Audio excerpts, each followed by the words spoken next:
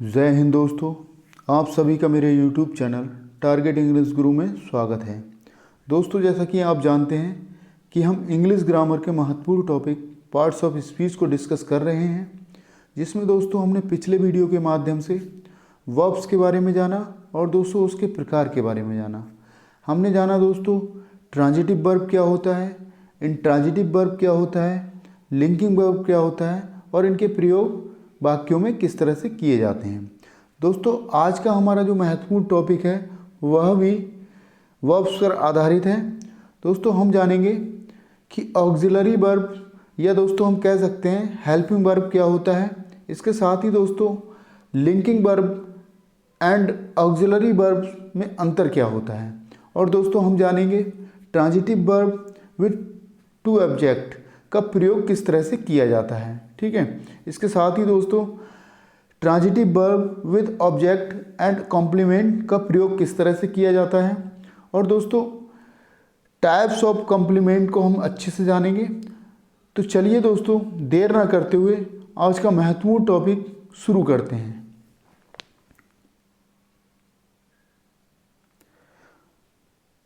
दोस्तों, इससे पहले हम वर्ब्स के 3 प्रकार को अच्छे से समझ चुके हैं, जिसमें दोस्तों हमने ट्रांजिटिव वर्ब, इंट्रांजिटिव वर्ब और दोस्तों इसके साथ ही हमने लिंकिंग वर्ब को अच्छे से समझा है। आज दोस्तों हमारा जो चौथा प्रकार है इसका, वह है ऑक्सिलरी वर्ब, जिसे दोस्तों हम हेल्पिंग वर्ब के नाम से भी जानते हैं। हम कह सकते हैं दोस्तों, हिंदी में कह सकते हैं सहायक क्रिया। चलिए दोस्तों शुरू करते हैं। जो क्रियाएं मुख्य क्रिया को टेंस, दोस्तों जो क्रियाएं मुख्य क्रिया को टेंस मतलब काल बनाने में सहायता देती हैं। दोस्तों आपको समझना होगा कि वे सहायक क्रियाएं जो हमें यह बताती हैं कि जो टेंस है, जो काल है या जो सेंटेंस है वह दोस्तों प्रेजेंट में है, फ्यूचर में है या पास्ट में है। जो घटना घटित हुई है दोस्तों वह वर्तमान काल में घटित हुई है या भविष्य काल में घटित हुई है या दोस्तों भूतकाल में घटित हुई है। ये सहायक क्रियाओं का जो मुख्य कार्य है दोस्तों, हमें यह बताना है कि टेंस किस काल का है। ठीक है दोस्तों, कह सकते हैं हम जो क्रियाएं मुख्य क्रिया को टेंस काल बनाने में सहायता देती हैं उन्हें ही सहायक क्रियाएं अथवा ऑक्सिलरी वर्ब्स कहते हैं। ठीक है दोस्तों, आगे बढ़ते हैं। बस दोस्तों आपको यह समझना है कि जो सहायक क्रियाएं हैं वो हमें यह बताती हैं कि सेंटेंस जो है वह वर्तमान काल में है, भूतकाल में है या दोस्तों भविष्य काल में है। हमें इतना समझना है दोस्तों। आगे बढ़ते हैं। दोस्तों मुख्य सहायक क्रियाएं हम देख लेंगे कौन कौन सी हैं सहायक क्रियाएं दोस्तों। इसमें दोस्तों हम देख लेंगे दोस्तों इज एम आर आपने पढ़ा होगा दोस्तों। प्रेजेंट टेंस की क्रियाएं हैं दोस्तों। वाज वर पास्ट की क्रियाएं हैं दोस्तों। आप देख लेंगे can, could, may, might, do, does, did, have, has, had, shall, should, will, would, must. दोस्तों ये सारी जो हैं सहायक क्रियाओं की श्रेणी में आती हैं। आप उसको अच्छे से पढ़ लेंगे और दोस्तों याद कर लेंगे, ताकि दोस्तों आपको एग्ज़ाम में किसी तरह की प्रॉब्लम ना आए। दोस्तों एक बार फिर इसको पढ़ लेंगे। Is, am, are, was, were, can, could, may, might, do, does, did, have, has, had, shall, should, will, would, must आदि। दोस्तों ये सारी क्रियाएं क्या हैं दोस्तों? सहायक क्रियाएं हैं। चलिए दोस्तों आगे बढ़ते हैं। इसको एग्जाम्पल्स के माध्यम से अच्छे से समझ लेंगे दोस्तों, इनका प्रयोग किस तरह से किया जाता है देख लेंगे दोस्तों। पहला देखेंगे सेंटेंस, पहला देखेंगे हरी इज रीडिंग अ बुक। ठीक है दोस्तों हरी इज रीडिंग अ बुक। दोस्तों हमने लिंकिंग वर्ब को भी पढ़ा था दोस्तों। हमने उसमें पाया कि जहाँ पर इस एम आर का प्रयोग किया गया है वहाँ उसके बाद दोस्तों सीधा दोस्तों एक शब्द का प्रयोग किया गया है, या दोस्तों हम कह सकते हैं उसको सेंटेंस को ख़त्म कर दिया गया है, अर्थात दोस्तों हम कह सकते हैं कंप्लीमेंट का प्रयोग किया गया है। ठीक है, लेकिन दोस्तों जब सहायक क्रिया का प्रयोग किया जाता है, हेल्पिंग वर्ब का प्रयोग किया जाता है, तो यहाँ पर एक से अधिक शब्दों का प्रयोग किया जा सकता है। जैसे दोस्तों दिया है हरी, यहाँ सब्जेक्ट है, इज़ यहाँ वर्ब है, यहाँ रीडिंग जो है दोस्तों मेन वर्ब है जिसमें दोस्तों आईएनजी फॉर्म का प्रयोग किया गया है। इसके साथ ही दोस्तों अ बुक, यहाँ पर दोस्तों एक ऑब्जेक्ट का प्रयोग किया गया है। इसमें दोस्तों हम देख पा रहे हैं जो सहायक क्रिया इसका प्रयोग किया गया है वह क्या है दोस्तों, रीडिंग अ बुक। दोस्तों ये बता रहा है कि हरी है, रीडिंग पढ़ रहा है, ए बुक। दोस्तों क्या कर रहा है हरी, एक पुस्तक पढ़ रहा है। ठीक है, यहाँ पर उस घटना के बारे में बता रहा है जो घटना घटित की जा रही है। ठीक है, इसका प्रयोग यहाँ हो रहा है, क्या कर रहा है, हरी इज़ है रीडिंग अ बुक, एक पुस्तक को पढ़ रहा है। हम पढ़ेंगे इसको, इज हटा देंगे दोस्तों तो हम पढ़ेंगे हरी रीडिंग, हरी पढ़ रहा है अ बुक, एक पुस्तक। हरी पढ़ रहा एक बुक। दोस्तों ये क्लियर नहीं हो पा रहा है सेंटेंस किस काल का है या किस समय में किया जा रहा है, घटना को घटित किया जा रहा है किस समय में, ये दोस्तों समझना है। इसी के साथ दोस्तों देख लेंगे Mohan has written a letter. ठीक है दोस्तों, यहाँ दोस्तों हैज़ का प्रयोग किया गया है हेल्पिंग वर्ब के रूप में। और दोस्तों इसकी मुख्य बात एक और बता दूँ मैं, ये मेन क्रिया के साथ होता है हमेशा। क्या होता है दोस्तों, ये मेन क्रिया के साथ होता है और दोस्तों जो मेन वर्ब होती है उसकी सहायता करता है, उसकी सहायक के रूप में प्रयोग किया जाता है। ठीक है, मेन क्रिया के साथ होता है और उसको उसके सहायक के रूप में प्रयोग किया जाता है। ठीक है, इसको देख लेंगे दोस्तों अ लेटर, यहाँ पर एक ऑब्जेक्ट दिया है। इस तरह से हम देख पा रहे हैं कि हैज़ रिटन, हैज़ के साथ हमेशा मेन वर्ब का प्रयोग किया जाता है और दोस्तों हैज़ के बाद एक से अधिक शब्दों का प्रयोग किया जाता है। जबकि दोस्तों लिंकिंग वर्ब में क्या था, लिंकिंग वर्ब के बाद केवल एक शब्द का प्रयोग किया गया था। ठीक है, इसके साथ ही देख लेंगे दोस्तों Gopal will go to Agra. दोस्तों बिल का प्रयोग किया गया है यहाँ हेल्पिंग वर्ब के रूप में, ऑक्सिलरी वर्ब के रूप में। गो टू आगरा यहाँ मेन वर्ब जो है गो है और टू आगरा यहाँ पर दिया गया ऑब्जेक्ट के रूप में। दोस्तों गोपाल यहाँ सब्जेक्ट है। इस तरह से दोस्तों देख लेंगे इसको। नेक्स्ट देखते हैं दोस्तों, Meera was singing a song. Meera एक गाना गा रही थी। ठीक है, मीरा एक गाना गा रही थी।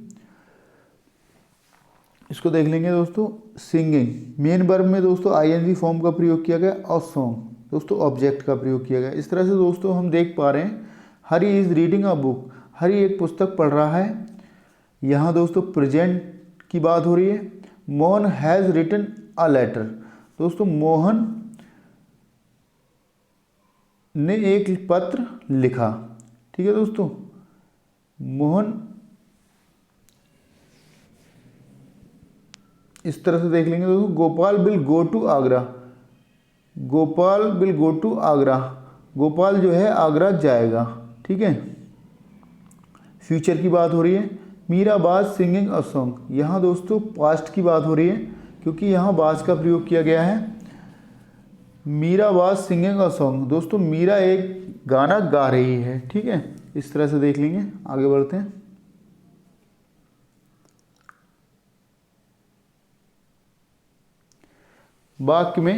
वाक्य एक में देखेंगे दोस्तों क्या दिया है। दोस्तों वाक्य एक में मेन वर्ब मुख्य क्रिया रीडिंग है। ठीक है, हमने पढ़ा मेन वर्ब क्या है, रीडिंग है। वह ऑक्सिलरी हेल्पिंग वर्ब क्या है, सहायक क्रिया क्या है, इसका प्रयोग किया गया है, जिसका प्रयोग वाक्य में टेंस काल बनाने के लिए किया गया है। इस मतलब प्रेजेंट की बात कर रहा है, वर्तमान की बात कर रहा है। ठीक है, ऐसे ही देख लेंगे दोस्तों। दूसरा देख लेंगे वाक्य दो में क्या दिया है। वाक्य दो में मेन वर्ब दिया है रिटन। ठीक है, मेन वर्ब क्या दिया है दोस्तों, रिटन। इसके साथ ही दोस्तों हेल्पिंग वर्ब या ऑक्सिलरी वर्ब क्या दिया, हैज़ का प्रयोग किया गया है। जिसका प्रयोग वाक्य में टेंस काल बनाने के लिए किया गया है। ठीक है, इसको देख लेंगे आगे बढ़ के।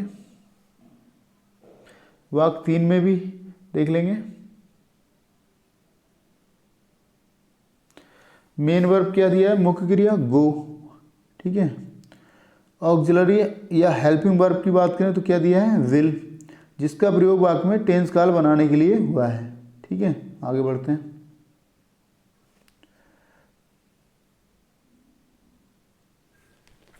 मेन वर्ब क्या दिया है? मुख्य क्रिया singing. Helping verb auxiliary verb क्या दिया? वाज। दोस्तों बाज जो दिया है यहाँ पर, जिसका प्रयोग वाक्य में टेंस बनाने के लिए किया गया है।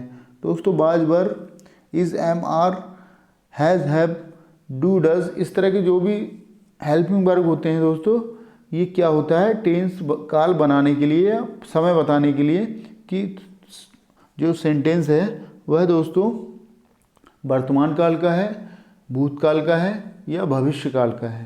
ठीक है, आगे बढ़ते हैं।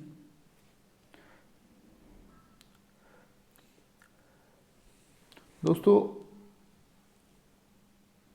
हम देखेंगे दोस्तों लिंकिंग वर्ब और ऑक्सिलरी वर्ब्स में क्या अंतर होता है। अंतर क्या है दोस्तों लिंकिंग वर्ब या ऑक्सिलरी वर्ब्स में? जैसा कि दोस्तों मैंने बताया कि लिंकिंग वर्ब जो होता है उसके बाद हमेशा क्या होता है? एक शब्द का प्रयोग किया जाता है, जिसे हम कह सकते हैं कंप्लीमेंट का प्रयोग किया जाता है। इसी तरह दोस्तों ऑक्सिलरी वर्ब्स में क्या होता है? एक से अधिक शब्दों का प्रयोग किया जाता है, जिसमें दोस्तों जो हेल्पिंग वर्ब होता है उसके साथ मेन वर्ब तो होता ही है, उसके साथ दोस्तों ऑब्जेक्ट भी हो सकता है, कंप्लीमेंट भी हो सकता है। ठीक है, ये समझना ज़रूरी है। जैसे दोस्तों हम देख लेंगे संयोजन क्रिया और सहायक क्रिया के अंतर को समझने के लिए कुछ महत्वपूर्ण उदाहरण हैं, उसको देखना पड़ेगा दोस्तों हमें। कुछ महत्वपूर्ण उदाहरण हैं इसके। जैसे दोस्तों दिया है लिंकिंग वर्ब में दिया है ही इज़ पुअर। दोस्तों आप समझ पा रहे हैं ही इज़ पुअर, इसका प्रयोग किया गया है यहाँ लिंकिंग वर्ब में, लेकिन दोस्तों इसके बाद सीधा वाक्य को ख़त्म कर दिया गया है पुअर। जैसे दोस्तों मान लिया जाए कि वहाँ दोस्तों इज के साथ क्या दिया था? मेन वर्ब का प्रयोग किया गया था, और दोस्तों आईएनजी फॉर्म, मेन वर्ब में आईएनजी फॉर्म लगाकर उसका यूज किया गया था। लेकिन दोस्तों यहाँ पर क्या है? सीधा दोस्तों वाक्य को कंप्लीमेंट की ओर ले जाया गया है। जैसे कह सकते हैं वाक्य इसके बाद सीधा एक शब्द का प्रयोग किया गया है, ही इज़ पुअर। ठीक है, इसी तरह दोस्तों आई के साथ एम का प्रयोग किया गया है, जो कि एक लिंकिंग वर्ब है। अ टीचर, उसके बाद सीधा दोस्तों अ टीचर, एक टीचर की बात की गई है, ना कि दोस्तों एक से अधिक लोगों की बात की गई है। यहाँ दोस्तों हम समझ पा रहे हैं यू के बाद हमेशा आर का प्रयोग होता है, यू के बाद आर का प्रयोग किया गया है, जिसमें दोस्तों उसके बाद लिंकिंग वर्ब के बाद रिच का प्रयोग किया गया है, ना कि दोस्तों एक से अधिक धनवान लोगों की बात की गई है, धनी लोगों की बात की गई। यहाँ दोस्तों यू आर के बाद दोस्तों जैसा कि लिंकिंग वर्ब जो है हमारा आर है, यहाँ दोस्तों एम है, इसी के साथ दोस्तों इसके बाद एक शब्द का प्रयोग किया गया है, ना कि एक से अधिक शब्दों का प्रयोग किया है। बस इतना समझना है। आगे बढ़ते हैं।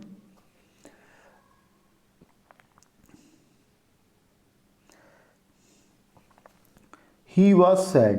दोस्तों इसी तरह देख लेंगे दोस्तों बाज यहाँ पर दिया गया है और उसके बाद दोस्तों एक शब्द का प्रयोग किया गया है, सीधा कंप्लीमेंट। वर दिया गया है दोस्तों, एक शब्द का प्रयोग किया गया है। ठीक है, इस तरह से समझ लेंगे दोस्तों। मैं समझता हूँ आप इसको अच्छे से समझ लिया होगा आपने। आगे बढ़ते हैं। अब देखेंगे दोस्तों ऑक्सिलरी या दोस्तों हम कह सकते हैं इसको हेल्पिंग वर्ब। ठीक है, इसको देख लेंगे दोस्तों। वहाँ एक शब्द की बात की गई, लेकिन दोस्तों जो हेल्पिंग वर्ब होता है या ऑक्सिलरी वर्ब्स होता है उसमें एक से अधिक शब्दों का प्रयोग किया जाता है हेल्पिंग वर्ब के बाद। और दोस्तों मेन चीज़ इसमें यह है कि हेल्पिंग वर्ब के बाद या साथ दोस्तों मेन वर्ब का प्रयोग किया जाता है। ठीक है, क्योंकि दोस्तों हेल्पिंग वर्ब का मतलब ही यही होता है कि हेल्पिंग सहायता करना। तो यहाँ दोस्तों हेल्पिंग वर्ब जो है मेन वर्ब की सहायता कर रहा है ना। चलिए दोस्तों, जैसे दोस्तों दिया है he is reading a book. दोस्तों इसका प्रयोग हेल्प मेन वर्ब के साथ किया गया है अ बुक। दोस्तों यहाँ दोस्तों हेल्पिंग वर्ब के बाद एक से अधिक शब्दों का प्रयोग किया गया है। इस तरह दोस्तों एम के बाद देख लेंगे, एक से अधिक शब्दों का प्रयोग किया गया अ लेटर। दोस्तों आप एक चीज़ तो नोट कर रहे हैं, यहाँ दोस्तों मेन वर्ब का प्रयोग किया गया है, ठीक है, मेन वर्ब का प्रयोग किया गया है। हेल्पिंग वर्ब के बाद मेन वर्ब का प्रयोग किया गया है। जैसे दोस्तों आर गोइंग, मेन वर्ब क्या है यहाँ गोइंग, ठीक है, टू आगरा। बाज के बाद दोस्तों मेन वर्ब क्या है प्लेइंग। इसके बाद दोस्तों बर के बाद क्या है मेन वर्ब स्लीपिंग। दोस्तों एक बात तो यहाँ निश्चित तौर पर क्लियर हो जाती है कि मेन वर्ब का प्रयोग किया जाता है किसके साथ, हेल्पिंग वर्ब के साथ। लेकिन दोस्तों आप देख रहे थे लिंकिंग वर्ब में केवल एक शब्द का प्रयोग किया गया था, ना ही कोई मेन वर्ब था, ना ही कोई ऑब्जेक्ट इस तरह का था, ना ही कोई इस तरह का कोई अदर कोई मतलब इस तरह का अदर शब्द था जो मतलब लिंकिंग वर्ब के बाद जोड़ा गया हो। दोस्तों मैं समझता हूँ कि आपने लिंकिंग वर्ब और ऑक्सिलरी वर्ब में जो अंतर है उसको अच्छे से समझ लिया होगा। दोस्तों इसी के साथ ही आगे बढ़ते हैं।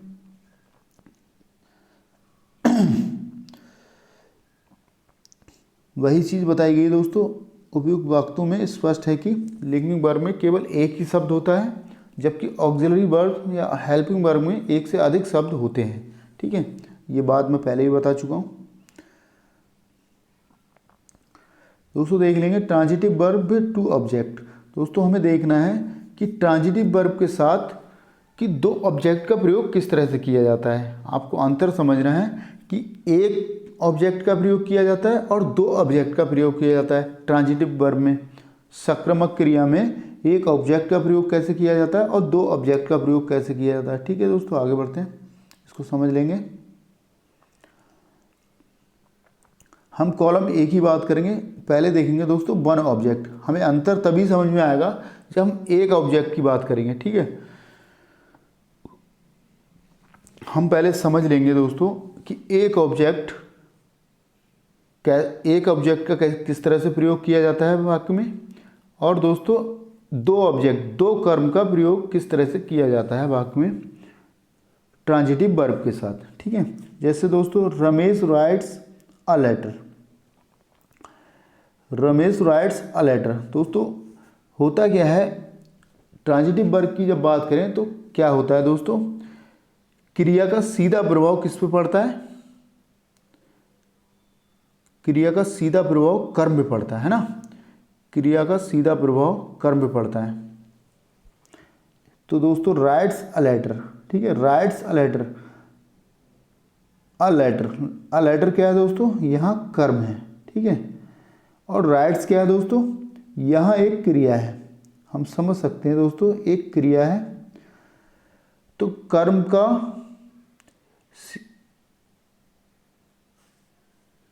क्रिया का सीधा प्रभाव किस पर पड़ रहा है, अ लेटर, ठीक है। इस तरह से समझ लेंगे।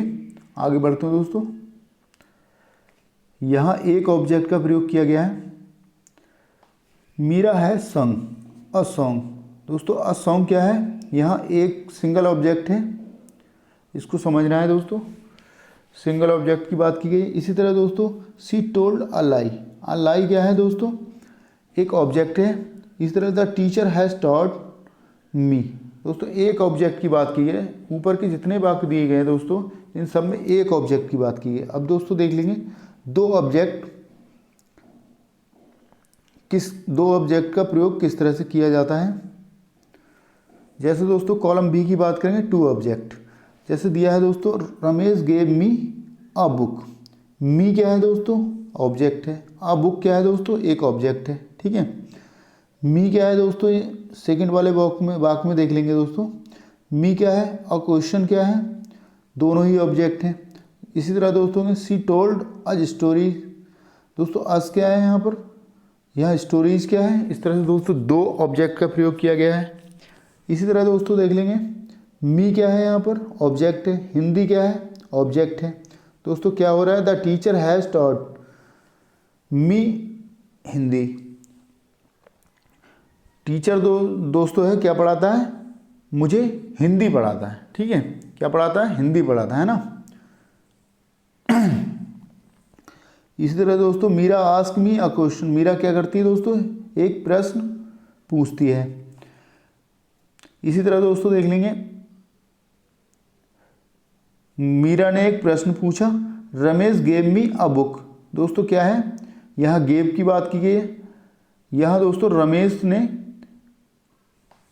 मुझे एक पुस्तक दी। ठीक है, क्या किया दोस्तों, मुझे, यहाँ मी मुझे, अ बुक एक पुस्तक दी। इसी तरह दोस्तों me a question, Meera ask me a question, Meera ने पूछा मुझसे एक प्रश्न। ठीक है, क्या कहा, क्या किया दोस्तों, मुझसे एक प्रश्न पूछा। सी टोल्ड अस, वह हमें कहानियाँ सुनाती है। ठीक है, क्योंकि बताने का कोई मतलब नहीं है, जब कहानियों की बात आई है तो सुनाने की बात आएगी, हम इसको कह सकते हैं इस तरह से। The teacher has taught me Hindi. दोस्तों टीचर है, क्या पढ़ाता है, वह हिंदी पढ़ाता है मुझे। ठीक है, आगे बढ़ते हैं दोस्तों। मैं समझता हूँ आपने इसको समझ लिया होगा अच्छे से, एक ऑब्जेक्ट का प्रयोग किस तरह से किया जाता है और दो ऑब्जेक्ट का प्रयोग किस तरह से किया जाता है। ठीक है, आगे बढ़ते हैं। इम्पोर्टेंट फैक्ट देख लेंगे दोस्तों। जैसे दिया है दोस्तों, क्रिया के बाद हमेशा इनडायरेक्ट ऑब्जेक्ट, इसको दोस्तों हम कह सकते हैं अप्रत्यक्ष कर्म आता है। किसके बाद दोस्तों, क्रिया के बाद। किसके बाद आता है दोस्तों, क्रिया के बाद इनडायरेक्ट ऑब्जेक्ट आता है। इसके बाद दोस्तों डायरेक्ट ऑब्जेक्ट। इनडायरेक्ट ऑब्जेक्ट को लिखने के बाद हमें दोस्तों फिर डायरेक्ट ऑब्जेक्ट को लिखना होता है। अतः आता है डायरेक्ट ऑब्जेक्ट क्रिया में व्हाट। दोस्तों डायरेक्ट ऑब्जेक्ट जो है क्रिया में क्या करता है दोस्तों, व्हाट लगाने से प्राप्त होता है। किसके लगाने से प्राप्त होता है दोस्तों, व्हाट लगाने से प्राप्त होता है। और इसी प्रकार इनडायरेक्ट ऑब्जेक्ट क्या होता है, क्रिया में क्या लगाने से प्राप्त होता है, हुम लगाने से प्राप्त होता है। दोस्तों व्हाट का मीन्स यहाँ पर क्या होता है और हुम का मीन्स दोस्तों यहाँ पर होता है किसको, लगाने पर प्राप्त होता है। इसी के साथ दोस्तों आगे बढ़ते हैं, इसको समझ लेंगे और अच्छे से। और दोस्तों transitive verb with object and complement. दोस्तों हमें समझना है ट्रांजिटिव वर्ब्स में ऑब्जेक्ट, ट्रांजिटिव वर्ब्स के साथ ऑब्जेक्ट दोस्तों हम कह सकते हैं कर्म और कॉम्प्लीमेंट। कॉम्प्लीमेंट का मीन्स होता है दोस्तों पूरक, जो किसी वाक्य को पूर्णता प्रदान करे वह क्या होता है दोस्तों, कॉम्प्लीमेंट। इसी तरह दोस्तों हम देख लेंगे ट्रांजिटिव वर्ब्स के साथ ऑब्जेक्ट और कॉम्प्लीमेंट का प्रयोग किस तरह से किया जा सकता है। ठीक है, जैसे दोस्तों दिया है ही कॉल्ड मी, आपको समझना है दोस्तों, दिया है ही कॉल्ड मी, उसने मुझे कहा। क्या कहा दोस्तों, उसने मुझे कहा। तो मुझे यहाँ पर क्या है दोस्तों, एक ऑब्जेक्ट का रूप है। ठीक है, मी क्या है दोस्तों, इसको समझ लेंगे। पहले हम दोस्तों पढ़ लेंगे, 3 वाक्य दिए हैं उसको अच्छे से पढ़ लेंगे, फिर इसके अंतर को समझ लेंगे। ही कॉल्ड मी, उसने मुझे कहा। क्या कहा, उसने मुझे कहा। यहाँ दोस्तों वाक्य जो है वह पूर्ण नहीं होता है। उसने मुझसे कहा, क्या कहा ये नहीं बताया गया है, उसने क्या कहा। ठीक है, आखिर वो कहना क्या चाहता है ये नहीं बताया गया वाक्य में, उसने मुझसे क्या कहा। इस तरह से दोस्तों देख लेंगे, ऑब्जेक्ट का तो प्रयोग हुआ है वाक्य में, लेकिन दोस्तों कॉम्प्लीमेंट का प्रयोग नहीं हुआ है ना। कॉम्प्लीमेंट का प्रयोग नहीं हुआ है, ऑब्जेक्ट का प्रयोग हुआ है इसमें, लेकिन कॉम्प्लीमेंट का प्रयोग नहीं हुआ है। ही यहाँ पर हो जाएगा सब्जेक्ट, कॉल्ड हो जाएगा दोस्तों वर्ब्स। इसके साथ ही दोस्तों मी जो होता है यहाँ पर ये ऑब्जेक्ट की बात कर रहा है, यहाँ दोस्तों सब्जेक्ट की बात कर रहा है, यहाँ वर्ब्स की बात कर रहा है, यहाँ दोस्तों ऑब्जेक्ट की बात कर रहे हैं। लेकिन दोस्तों हमें क्या करना है, हमें यहाँ कॉम्प्लीमेंट भी लाना है। ठीक है, कॉम्प्लीमेंट भी लाना होगा ताकि वाक्य हमारा पूर्ण हो सके। ठीक है, अब समझ लेंगे आगे, इसके साथ समझ लेंगे दोस्तों। He told us stories. दोस्तों यहाँ क्या दिया है दोस्तों, यहाँ 2 ऑब्जेक्ट की बात की कर दी गई है। हमें दोस्तों ये समझना है कि 1 ऑब्जेक्ट टू ऑब्जेक्ट और कॉम्प्लीमेंट का प्रयोग किस तरह से किया जाता है। दोस्तों यहाँ क्या किया गया, आप इसको समझ लेंगे। ही टोल्ड अस स्टोरी, उसने हमें कहानियाँ सुनाई। ठीक है, उसने क्या किया, उसने हमें कहानियाँ सुनाई। अस का प्रयोग किया गया है दोस्तों। यहाँ अस जो है वह एक क्या है, ऑब्जेक्ट है। यह स्टोरीज क्या है दोस्तों, एक ऑब्जेक्ट है। इस तरह से दोस्तों हम देख रहे हैं कि यहाँ टू ऑब्जेक्ट का प्रयोग किया गया है। क्या किया गया दोस्तों, टू ऑब्जेक्ट का प्रयोग किया गया है। ठीक है, अस क्या है दोस्तों, एक ऑब्जेक्ट है। स्टोरीज क्या है, एक ऑब्जेक्ट है। इस तरह दोस्तों हमने देखा कि पहले वाले वाक्य में एक ऑब्जेक्ट का प्रयोग किया गया है, सब्जेक्ट और वर्ब का प्रयोग किया गया है। इसी तरह दोस्तों सेकंड वाले दूसरे वाक्य में हम देख पा रहे हैं कि ही टोल्ड अस स्टोरी, यहाँ दो ऑब्जेक्ट का प्रयोग किया गया है। अब देखेंगे दोस्तों तीसरा वाक्य देख लेंगे। He called me a liar. दोस्तों जैसा कि हमने पहले वाक्य में पढ़ा ही कॉल्ड मी, दोस्तों इतना वाक्य हमने पढ़ा था ही कॉल्ड मी, ऑब्जेक्ट तक हमने पढ़ा था, जिसमें दोस्तों ऑब्जेक्ट हमारा क्या था, मी। इसके साथ ही दोस्तों इसमें कॉम्प्लीमेंट को जोड़ दिया गया है, अ लायर। दोस्तों क्या जोड़ा गया है, अ लायर, एक कॉम्प्लीमेंट को जोड़ दिया गया है। दोस्तों यहाँ क्या है दोस्तों, सब्जेक्ट का प्रयोग किया गया है। ठीक है, वर्ब का प्रयोग किया गया है, ऑब्जेक्ट का प्रयोग किया गया है और दोस्तों कॉम्प्लीमेंट का प्रयोग किया गया है। क्या किया गया दोस्तों, कॉम्प्लीमेंट का प्रयोग किया गया है। जैसे दोस्तों हम देख पा रहे हैं सब्जेक्ट की बात की गई है यहाँ, प्लस वर्ब की बात की गई है, प्लस यहाँ दोस्तों ऑब्जेक्ट की भी बात की गई है ना, प्लस यहाँ कॉम्प्लीमेंट की बात की गई है। इस तरह दोस्तों हमारा ये जो सेंटेंस है हमारा तीसरे नंबर पर दोस्तों, ये पूर्णता की ओर हमें ले जाता है। आखिर इसको कह सकते हैं हम, ये वाक्य हमारा जो है पूरक है। क्या है दोस्तों, हमारा ये वाक्य जो है he called me a liar, ये वाक्य पूरक है। इस तरह समझ लेंगे दोस्तों। हम आगे बढ़ते हैं दोस्तों। पहले वाक्य में क्या दिया है, इसको और अच्छे समझ लेंगे। पहले वाक्य में क्रिया कॉल्ड है, इस वर्ब का ऑब्जेक्ट कर्म है। क्या है दोस्तों, इस वर्ब का क्या है दोस्तों, ऑब्जेक्ट कर्म है ना। पहले वाक्य में क्या है दोस्तों, क्रिया कॉल्ड है। इस वर्ब का क्या है दोस्तों, ऑब्जेक्ट क्या है, मी है।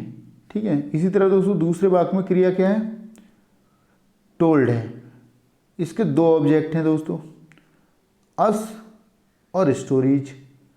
ये बात मैं आपको पहले ही बता दूँ। तीसरे वाक्य में अ लायर एक कॉम्प्लीमेंट है। क्या है दोस्तों, अ लायर क्या है, एक कॉम्प्लीमेंट जो वाक्य को पूरक रूप प्रदान करता है। कहने का अर्थ यही है दोस्तों, जो वाक्य को पूर्ण करता है, जो वाक्य को कंप्लीट करता है, जो वाक्य का कॉम्प्लीमेंट है। इस तरह से दोस्तों अ लायर क्या है, he called me a liar.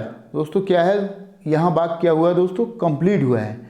हम इसको कॉम्प्लीमेंट कहते हैं और लायर को यहाँ कॉम्प्लीमेंट कहेंगे। आगे बढ़ते हैं दोस्तों, इंपॉर्टेंट फैक्ट की बात कर लेंगे। कुछ सक्रमक क्रियाएं, ट्रांजिटिव वर्ब्स ऐसी होती हैं जिनका एक ऑब्जेक्ट होता है। दोस्तों हम पहले भी पढ़ चुके हैं, जिनका क्या होता है दोस्तों, एक ऑब्जेक्ट होता है। कुछ सक्रमक क्रियाएं ऐसी होती हैं जिनके एक से अधिक दो ऑब्जेक्ट होते हैं। कह सकते हैं हम दो ऑब्जेक्ट होते हैं। जैसे दोस्तों इनडायरेक्ट और डायरेक्ट होते हैं। दोस्तों दो ऑब्जेक्ट तो होते हैं, लेकिन दोस्तों क्या होते हैं, वो डायरेक्ट और इनडायरेक्ट होते हैं ना। क्या होते हैं दोस्तों, डायरेक्ट और इनडायरेक्ट होते हैं। इन क्रियाओं में इनडायरेक्ट ऑब्जेक्ट पहले आता है। क्या होता है दोस्तों, आपको ये ध्यान रखना है, इनडायरेक्ट ऑब्जेक्ट क्या होता है दोस्तों, पहले आता है। और दोस्तों डायरेक्ट ऑब्जेक्ट क्या होता है, बाद में आता है। ठीक है, बाद में मी आता है। डायरेक्ट ऑब्जेक्ट बाद में मी आता है। अर्थात दोस्तों भाव के अनुसार टू फॉर्म में परिवर्तित भी हो सकता है। इसको दोस्तों मी तो आता है दोस्तों, लेकिन दोस्तों टू और फॉर्म में परिवर्तित भी किया जा सकता है। जैसे दोस्तों हम समझ लेंगे, डायरेक्ट ऑब्जेक्ट पहले और इनडायरेक्ट बाद में। ठीक है, कभी कभी ऐसा होता है दोस्तों, परिवर्तित हो जाता है और डायरेक्ट ऑब्जेक्ट पहले आ जाता है, इनडायरेक्ट बाद में आ जाता है। और दोस्तों टू और फॉर्म में ये परिवर्तित हो सकता है। इस तरह से समझ लेंगे। आगे बढ़ते हैं दोस्तों। कुछ ट्रांजिटिव वर्ब्स ऐसे होते हैं जिनमें ऑब्जेक्ट के बाद भाव को पूर्ण करने के लिए कंप्लीमेंट का प्रयोग किया जाता है। क्या किया जाता है दोस्तों? ट्रांजिटिव वर्ब्स ऐसे होते हैं जिनमें ऑब्जेक्ट के बाद भाव को पूर्ण करने के लिए कंप्लीमेंट का प्रयोग किया जाता है। किसका प्रयोग किया जाता है दोस्तों? कंप्लीमेंट का। कंप्लीमेंट का प्रयोग किया जाता है किसको पूर्ण करने के लिए? भाव को पूर्ण करने के लिए। ठीक है, आगे बढ़ते हैं दोस्तों। लास्ट में हम पढ़ेंगे टाइप्स ऑफ कंप्लीमेंट्स। दोस्तों इसमें क्या है दोस्तों? सब्जेक्टिव कंप्लीमेंट की बात करेंगे, ऑब्जेक्टिव कंप्लीमेंट की बात करेंगे। ठीक है, इसमें कंप्लीमेंट के जो प्रकार होते हैं दोस्तों, दो प्रकार से होते हैं। एक तो सब्जेक्टिव होता है, एक होता है ऑब्जेक्टिव। हम समझ सकते हैं दोस्तों, जिसका सीधा प्रभाव सब्जेक्ट पे पड़ता है वह क्या होता है दोस्तों? सब्जेक्टिव कंप्लीमेंट होता है। और दोस्तों जिसका सीधा प्रभाव ऑब्जेक्ट पे पड़ता है वह क्या होता है दोस्तों? Objective complement. ठीक है दोस्तों, आगे बढ़ते हैं, इसको समझ लेते हैं दोस्तों।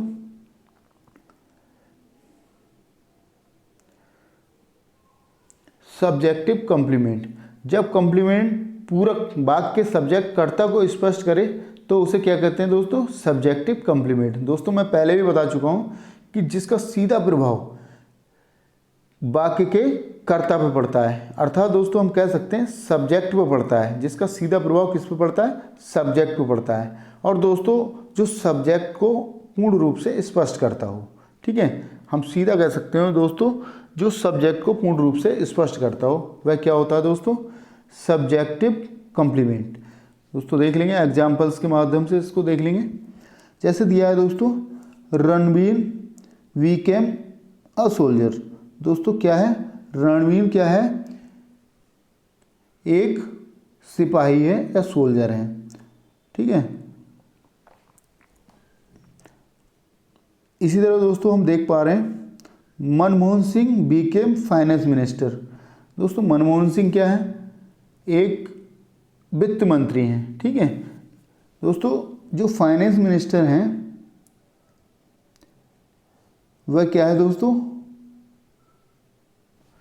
कॉम्प्लीमेंट है। इसका सीधा प्रभाव किस पे पड़ रहा है दोस्तों? सब्जेक्ट पे पड़ रहा है ना। और दोस्तों रणवीर एक सब्जेक्ट है और दोस्तों अ सोल्जर क्या है? एक कॉम्प्लीमेंट है। इसका सीधा प्रभाव यहाँ किस पे पड़ रहा है दोस्तों? रणवीर पे पड़ रहा है। इसी तरह दोस्तों सीधा श्वेता इज अ गर्ल। दोस्तों श्वेता क्या है? एक लड़की है। क्या है दोस्तों? एक लड़की है। तो श्वेता का प्रभाव, लड़की का प्रभाव सीधा श्वेता पे पड़ रहा है ना। इस तरह से समझ लेंगे। आगे बढ़ते हैं। हम समझ सकते हैं दोस्तों, सब्जेक्टिव कंप्लीमेंट वह होता है जिसका सीधा प्रभाव, जो सीधा स्पष्ट करे, किसको स्पष्ट करे? सब्जेक्ट को। या दोस्तों जो सब्जेक्ट को प्रभावित कर उसका सीधा प्रभाव जो दोस्तों है सब्जेक्ट को पड़ता है। और दोस्तों और सब्जेक्ट को वह सीधा स्पष्ट करता हो। इस तरह से समझ लेंगे दोस्तों। आगे बढ़ते हैं।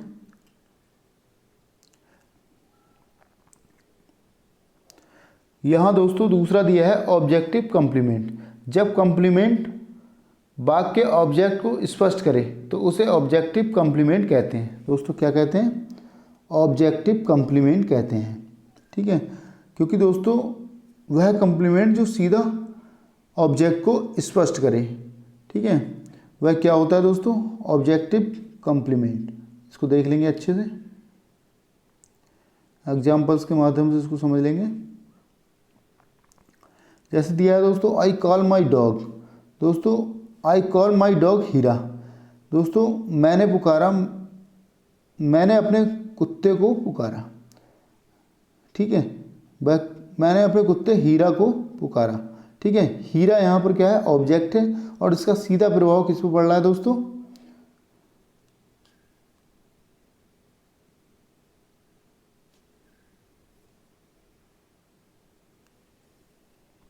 ऑब्जेक्ट की बात कर रहे हैं यहाँ दोस्तों सीधा। इस तरह दोस्तों देख लेंगे,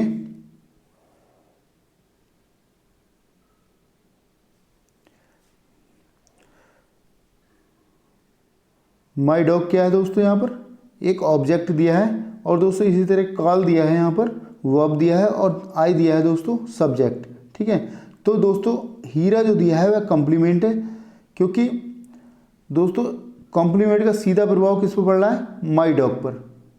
यहाँ ऑब्जेक्ट की बात कर रहा है, तो दोस्तों कॉम्प्लीमेंट का सीधा प्रभाव किस पर पड़े, ऑब्जेक्ट पे पड़े, तो वह क्या होता है, ऑब्जेक्टिव कॉम्प्लीमेंट। इसी तरह दोस्तों देख लेंगे, सेकंड वाला देख लेंगे, mister Gupta named his daughter.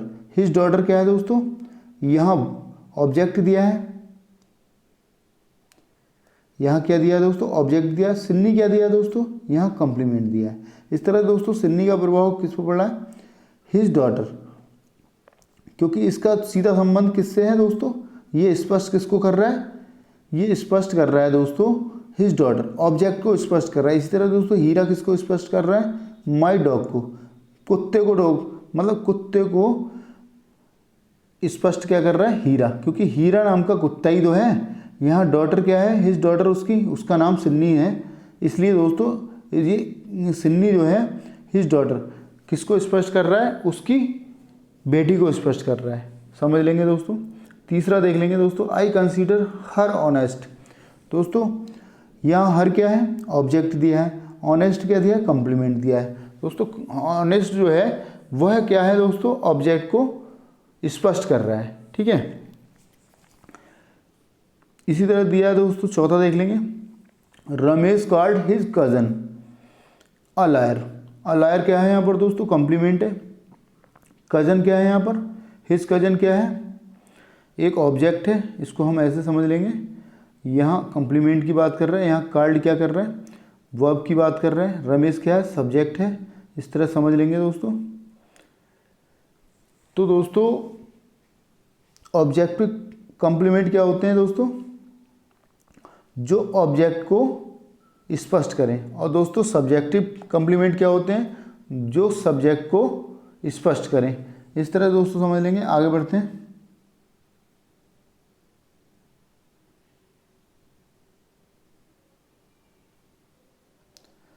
Okay दोस्तों, आज के वीडियो में बस इतना ही।